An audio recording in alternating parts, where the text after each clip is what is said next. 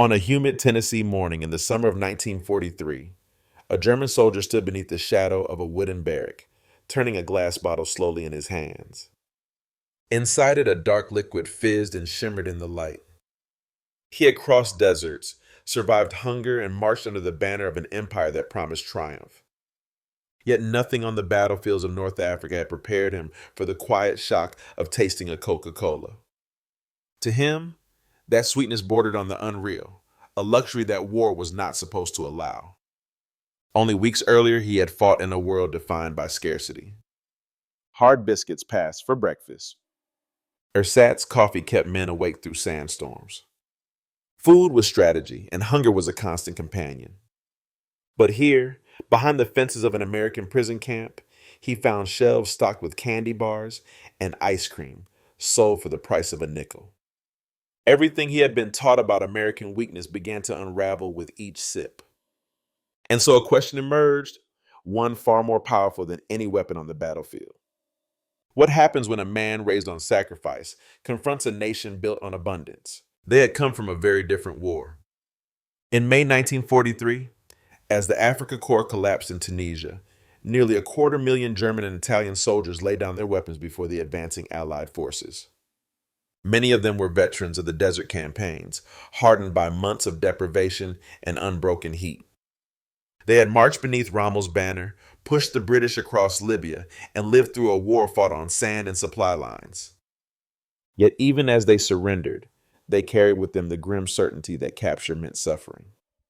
Nazi propaganda had warned them that Americans starved their prisoners, that captivity in the United States would be a slow death by neglect. Their first hours in Allied custody shattered that belief. Instead of punishment, the men received American K-Rations.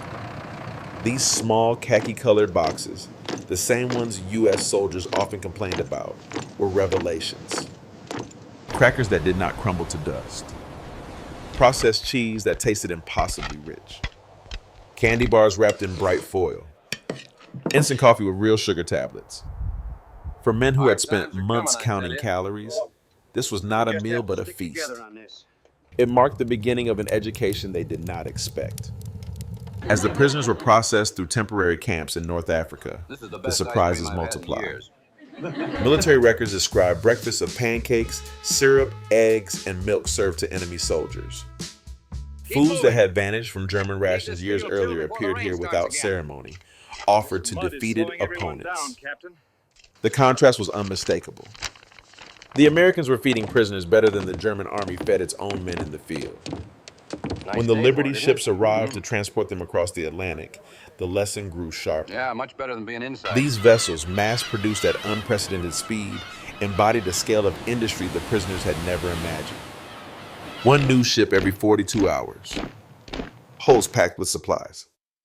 Refrigeration systems running day and night. And aboard them, the German captives received rations equal to or greater than the crew's. Fresh bread, meat, vegetables, and coffee served with milk, a luxury most Germans had not tasted since before the war. But nothing challenged their assumptions more than the ice cream. Several ships recorded serving it during the Atlantic crossings. 10-gallon batches churned in steel machines, offered to prisoners as if it were the most ordinary thing in the world.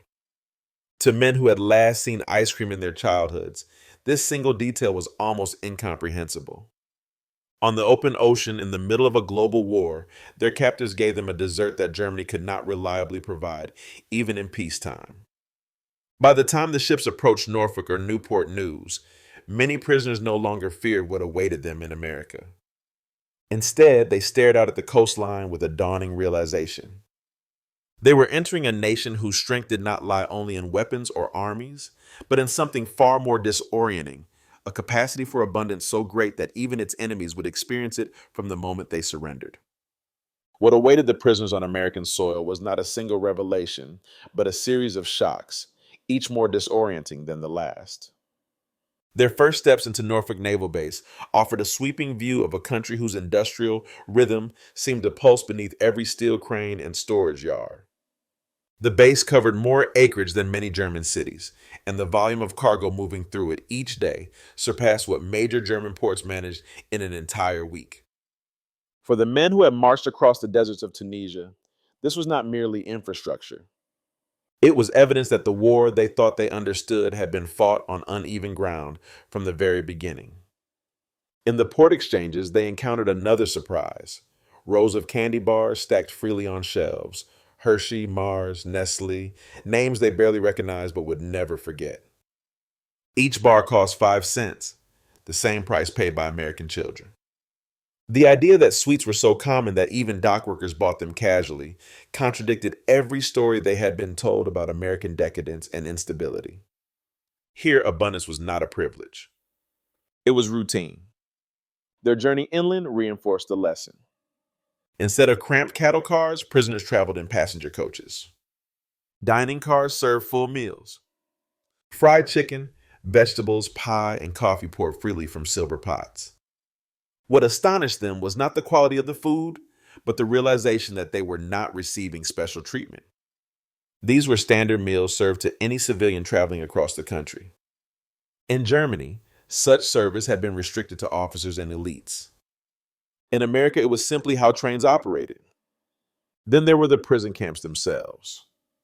Camp Crossville in Tennessee, Camp Hearn in Texas, Camp Shelby in Mississippi, each one built with electric lighting, heated barracks, hot water, and flush toilets. The Geneva Convention required humane treatment, but the Americans went far beyond that baseline. Barracks were insulated against the winter. Medical staff conducted regular checkups.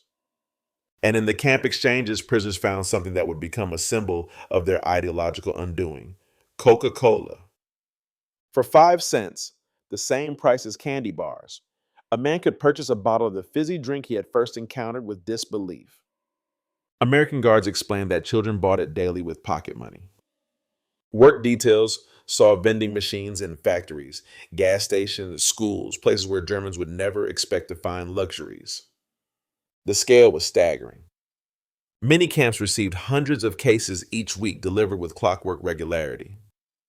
Technically minded prisoners marveled at how every bottle tasted identical, whether in Maine or Texas, proof of a standardization they had believed German industry excelled at.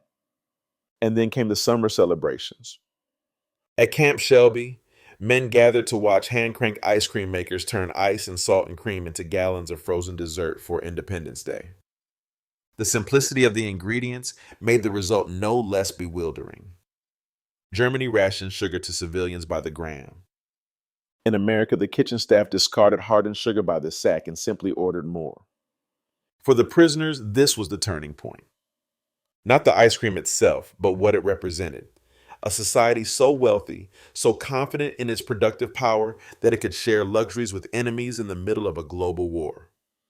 In those moments, many of them realized they were witnessing more than hospitality. They were witnessing the full force of American industrial might, expressed not through weapons, but through everyday life. By 1944, the German prisoners no longer needed lectures or pamphlets to understand the imbalance between the two nations. They could see it with their own eyes. Assigned to labor details across the American heartland, they worked in orchards, canneries, and sugar beet fields.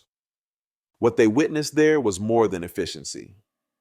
It was a scale of production that their homeland, still clinging to ration books and shortages, simply could not match. In Michigan, they harvested cherries destined not for survival rations, but for maraschino garnishes placed atop ice cream sundaes. Tons of fruit grown for decoration left many speechless.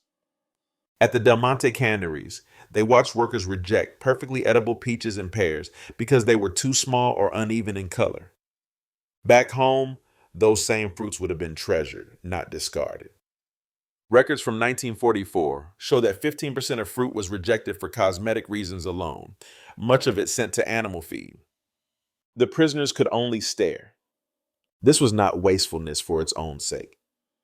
It was a system so confident in abundance that it demanded perfection from its products. Sugar beet fields in Colorado and Nebraska revealed a similar truth. Single farms produce more sugar than entire German regions. Mechanized harvesters cut, lifted, and loaded beets with a speed that surpassed anything in European agriculture. For the prisoners, many of whom came from farming families, the message was unmistakable. A nation that could produce such quantities of sugar could also produce the weapons, fuel, and machinery needed to sustain a global war. Abundance was not indulgence, it was the foundation of American power.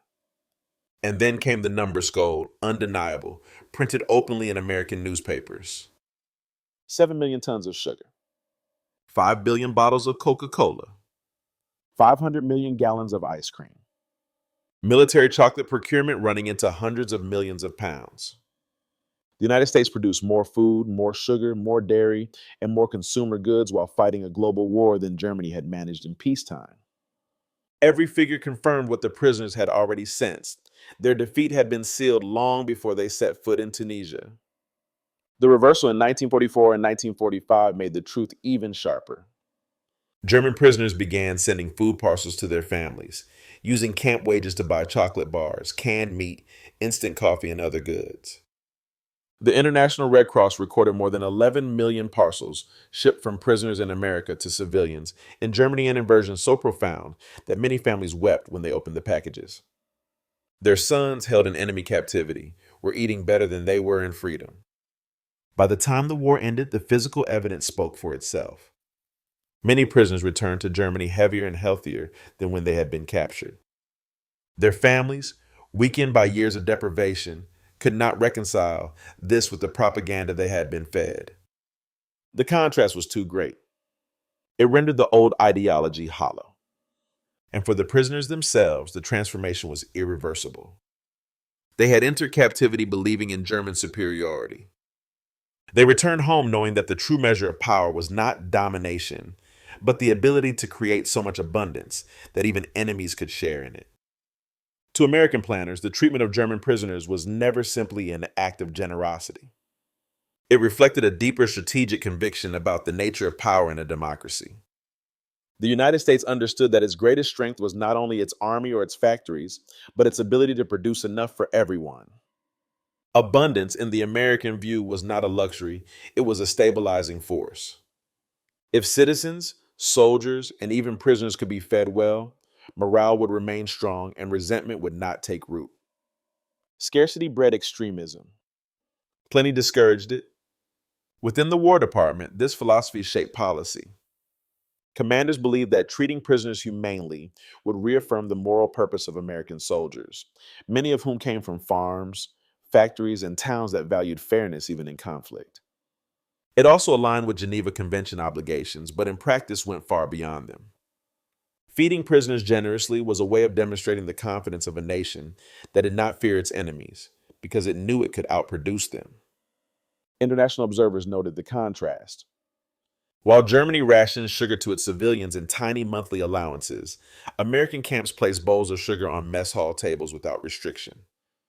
Foreign diplomats visiting the United States during the war often remarked that the country seemed to operate on a different economic plane, capable of supplying both a global army and a vast home front while still maintaining consumer markets. In this sense, the treatment of POWs served as a living exhibit of the American system. It showed that democratic capitalism could generate not only weapons, but well being. The long term effects on Germany were profound. When the war ended, hundreds of thousands of former prisoners returned home with firsthand knowledge of how the American economy functioned. They had seen mechanized agriculture, standardized factories, and distribution networks that moved goods across thousands of miles with astonishing consistency.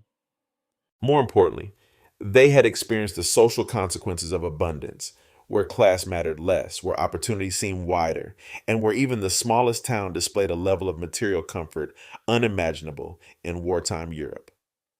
These men would become unexpected advocates for partnership with the United States. Their testimonials softened political resistance to the Marshall Plan and helped German citizens understand that American aid was not exploitation, but extension and an offer to rebuild a society on principles that had already proven their strength. In many ways, the seeds of West Germany's post-war economic miracle were planted not in boardrooms or ministries, but in the mess halls and PX stores of American prison camps.